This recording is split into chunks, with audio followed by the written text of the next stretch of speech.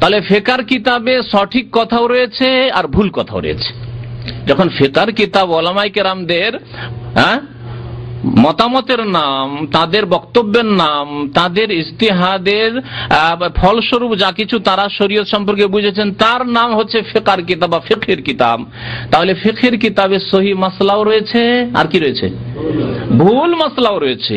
যেগুলি সহি মাসলা মানে কোরআন সুন্নাহর আলোকে রয়েছে সেগুলির উপর আমরা আমল করব, আর যেগুলির ভুল মাসলা সেগুলি আমাদের জন্য ছেড়ে দেওয়া ফরজ। এর নামই হচ্ছে আল্লাহ এবং রসুলের আনুগত্য করা বিনা কোনো শর্তে। আর অন্য না আলেম ওলামাদের আনুগত্য করা, আইম্মায়ে কিরামের আনুগত্য করা, বড়দের আনুগত্য করা, বুজুর্গানের দিনের কথা মানা শর্ত সাপেক্ষ। যদি কোরআন এবং হাদিসের অনুকূলে হয় তাহলে মানলাম, আর না হইলে ছেড়ে দিলাম। যদি কোরআন এবং হাদিসের বিপরীত হয় তাহলে ছেড়ে দিলাম।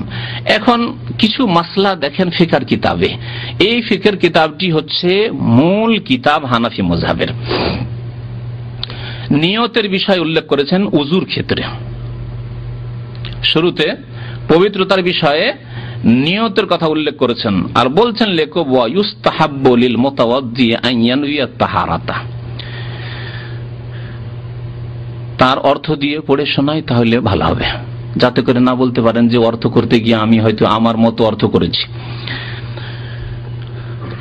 বলছেন যে ওযুকারীর জন্য মুস্তাহাব হলো, ওযুকারীর জন্য ইউস্তাহাব্ব মানে মুস্তাহাব হলো, লিল মুতাওয়াদ্দি ওযুকারীর জন্য কি আইয়ানবিয়া তাহারাতা পবিত্রতা লাভের নিয়ত করা। তাহলে হুকুম কি পড়লেন, পবিত্রতা লাভের মানে ওযুর নিয়ত করা, পবিত্রতা অর্জনের নিয়ত করা কি মুস্তাহাব, তাহলে ফরজ নয়, সুন্নাতে মুআক্কাদা নয়। কোন মাযহাবে? হানাফি মাযহাবে। আর এই হানাফি মাযহাবের আলেম বিদাতিরা আমাদেরকে বলে যে আরে এরা নিয়তই করে না, এরা কি বলে নিয়তই করে না। হ্যাঁ, বিদাতি নিয়ত পড়ি না, কিন্তু আমরা নিয়ত করাকে ফরজ মনে করি। শর্ত, নিয়ত না করলে কোনো আমলই কবুল হয় না। কারণ আমাদের সামনে রয়েছে রাসূলুল্লাহ সাল্লাল্লাহু আলাইহি ওয়াসাল্লামের হাদিস, সহিহ বুখারী শরীফের প্রথম হাদিস, ইন্নামাল আমালু বিন্নিয়াত। মিশকাত, আমাদের দেশের মিশকাতুল মাসাব, মিশকাত শরীফ যাকে বলেন আমাদের দেশের মানুষরা, কারণ এইটি খুব গুরুত্ব দিয়ে পড়া হয় হানাফি মাদ্রাসাতেও আর আহলে হাদিস মাদ্রাসায়, সমস্ত মাদ্রাসায়, আলিয়া মাদ্রাসাতে পড়া হয় আলেম ফাজেলে। তো মিশকাতের প্রথম হাদিস ইন্নামাল আমালু বিন্নিয়াত, নিঃসন্দেহে সমস্ত আমল নির্ভর করে কিসের উপর? নিয়তের। সমস্ত আমল, আল আমালু আলিফ লাম ইস্তিগরাক, যাবতীয় আমল নির্ভর করে কিসের উপর? নিয়ত। নিয়ত যদি করেন তাহলে আমল হবে, আর না হলে হবে না। তাহলে যদি উযুর নিয়ত করেন তো উযু হবে, না হলে উযু হবে না। পবিত্রতার নিয়ত করেন তাহলে পবিত্রতা অর্জন হবে, আর না হলে হবে না। তাহলে মুস্তাহাব হইল না ফরজ হইল? নিয়ত করা ফরজ, কিন্তু নিয়তের জায়গা কোথায়? এখানে। তাহলে বিদাতীদের তাদের এক শ্রেণীর আলেমরাই হোক আর ওদের সাধারণ লোকেরা জাহেল মূর্খরাই হোক, যারা বলে নিয়ত এরা করে না তারা মিথ্যা কথা বলে।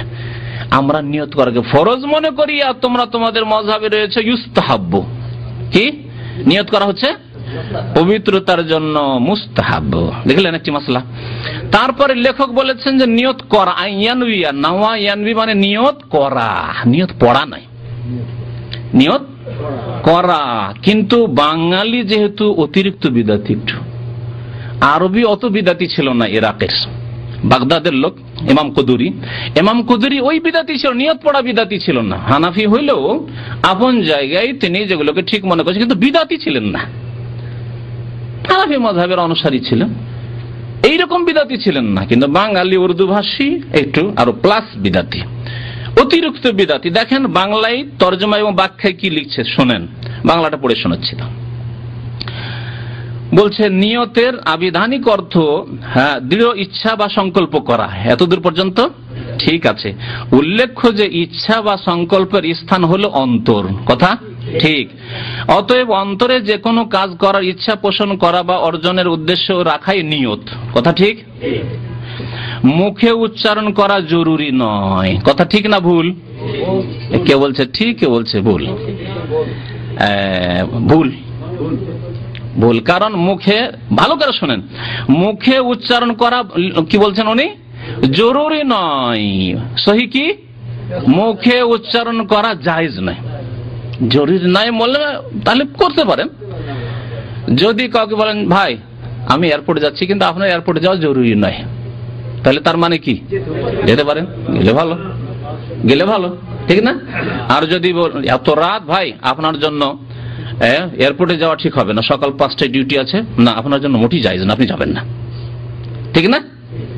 তাহলে নিয়ত মুখে পড়া বা মুখে উচ্চারণ করা কি লিখতে হইতো এই বাঙালি মুকাল্লিদকে, যে জায়েজ নয় কিন্তু হালকা। আর এই ফতোয়ায় চিটাগাঙের মাহফিলে একটু হালকা করে এরকম করে বলেছে, খুব খুশি লোকেরা। দেখেন দেখেন আমাদের যে সহিহ হাদিস মোতাবেক কথা বলছে, উচ্চারণ করা জরুরি নয়, জায়েজ নয় বলতে হবে।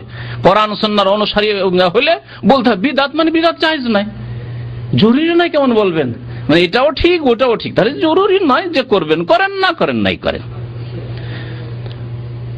যে থাকবা থাকো, মুকাল্লিদ অন্ধ হয়ে থাকো, আর যে থাকবা একটু চোখ খুলবে খুলো না, এর নাম হক প্রচার করার নয়, হককে প্রচার করতে হবে। তারপরে বলছেন তবে করে আবার বাঙালিদেরকে বিভ্রান্ত করেছে এই কিতাবে। তবে অধিকাংশ আলেমের মতে অন্তরে ইচ্ছা রাখার সাথে সাথে মুখে উচ্চারণ করা মুস্তাহাব। বুঝলেন? আরবিতে ইমাম কুদুরি আজকে থেকে কতদিন আগে, তাহলে প্রায় 1000-এর বেশি, 428-এ তার ইন্তেকাল, আর এখন হচ্ছে 1430, তাহলে 1002 বছর হয়ে গেল তার ইন্তেকাল। 1000 বছর আগে ইমাম কুদুরি হানাফি বলছেন যে নিয়ত করতে হবে, আর বাঙালি মুকাল্লিদ বলছে যে তবে নিয়ত পড়া কি, মুখে উচ্চারণ করে পড়া মুস্তাহাব। কোথা থেকে মুস্তাহাব হইল? মুস্তাহাব মানে ভালো, আল্লাহ যা বলেন তা ভালো, তার রাসূল সাল্লাল্লাহু আলাইহি ওয়াসাল্লাম যা বলেন তা ভালো, তারপরে আর ভালো বলে কিছু নেই। ইবাদতের নামে যখন করবেন, ধর্মের নামে যখন করবেন, তো ভালো করে মুখস্থ করেন, আল্লাহ পাক যা বলেছেন ভালো, তার নাম ভালো, রাসূলুল্লাহ যা বলেছেন ভালো, তার নাম ভালো, আর বাকি আর ভালো নাই। যদি বলেন যে না আল্লাহ এবং রাসূল যা বলেছেন তারপরেও কিছু ভালো আছে, তার মানে এই হয় যে আল্লাহ পাক রব্বুল আলামিন তার রাসূলদের দিনকে কমপ্লিট করেননি। অথচ আল্লাহ কোরআনে ঘোষণা করেছেন, আরাফার মাঠে আয়াত নাযিল হচ্ছে নবী সাল্লাল্লাহু আলাইহি ওয়াসাল্লামের উপর, আল ইয়াউমা আকমালতু লাকুম দীনাকুম, আজকে তোমাদের জন্য দিনকে কি করলাম, কমপ্লিট করে দিলাম, পূর্ণাঙ্গ করে দিলাম, কামিল করে দিলাম। দিনকে কামিল করে দেওয়া হয়েছে। একটা জিনিস পূর্ণাঙ্গ, তারপরে যদি কেউ ঢুকায়, প্রথম কথা তার এই অধিকারই নেই, অন্যায় কাজ করলো, যেটা তোমার অধিকার নেই সেই কাজ তুমি করবে। আপনি একজন সিভিলিয়ান মানুষ, সাধারণ নাগরিক, আর যদি গিয়ে আর্মি ক্যান্টনমেন্টে বসে যান, বুঝতে বলছে আমি আজকে থেকে এর মালিক হবে, এইরকমই সাধারণ মানুষ, আর রেসালাতের পদে গিয়ে বসলেন যে মুস্তাহাব, রেসালাতের পদে বসে যাওয়া, আল্লাহ মুস্তাহাব বললেন না, রাসূল মুস্তাহাব বললেন না, তাহলে এখানে গিয়ে এই গদিতে গিয়ে বসে, রিসালাতের গদিতে গিয়ে বসে গেলেন আপনি, ঠিক না? বুঝতে পারছেন তো ইনশাআল্লাহ? মারাত্মক কথা। এই জন্য বিদআতের পরিণাম খুব খারাপ। যে কাজটি রাসূলুল্লাহ সাল্লাল্লাহু আলাইহি ওয়াসাল্লামের ইখতিয়ার ছিল, আর কারো ইখতিয়ার দেওয়া হয়নি, এটি রিসালাতের মর্যাদা, রাসূল ছাড়া কারো মর্যাদাই নেই, সেই কাজটি যখন করতে লাগে, এই জন্য বিদআতি আল্লাহ পাকের নজরে অভিশপ্ত। রাসূলুল্লাহ সাল্লাল্লাহু আলাইহি ওয়াসাল্লামের লানত রয়েছে, লান আল্লাহু মান আওয়া মুহদিসান, সহিহ মুসলিম শরীফে হাদিস রয়েছে, যে ব্যক্তি বিদআতিকে আশ্রয় দিবে তার উপরে লানত। তাহলে বিদআতির কি অবস্থা হতে পারে? বিদআতিকে যদি সম্মান করেন, শ্রদ্ধা করেন, আর আদর যতরে খাওয়ান, আর আপনার বাড়িতে যদি তাকে বাসস্থান দেন, যে থাকেন হুজুর, তাতেই যদি লানত হয় আপনার উপর, তাহলে বিদআতি যে হবে তার উপর কি হচ্ছে? তো নিয়ত উচ্চারণ করা বিদআত, যা ইমাম কুদুরি হানাফিও জানতেন না আর বলেননি, আরবিতে নেই, বাঙালি বাড়িয়ে দিল মুস্তাহাব।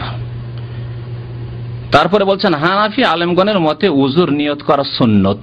এখন শুনলেন, ইমাম কুদুরি বলেন মুস্তাহাব, তিনি বলেন সুন্নত, ফরজে উঠলো না। তাহলে এত টেনে টুনেও মুস্তাহাবকে কতদিন নিয়ে যাওয়া হলো? সুন্নতে নিয়ে যাওয়া হলো, ফরজে গেল না। আর আমাদের নিকটে যারা কোরআন সুন্নাহর অনুসারী, নির্ভেজাল, আল্লাহ এবং রাসূলের কথা আমরা চোখ বন্ধ করে মানি, যেখান থেকে আসুক না কেন, ছোটর কাছ থেকে আসুক, বড়োর কাছ থেকে আসুক, তাদের কাছে প্রত্যেক আমলের জন্য নিয়ত করা ফরজ। ইন্নামাল আমালু বিন্নিয়া, রাসূলুল্লাহ সাল্লাল্লাহু আলাইহি ওয়াসাল্লামের হাদিস। নামাজ শুরু করবেন কোথা থেকে?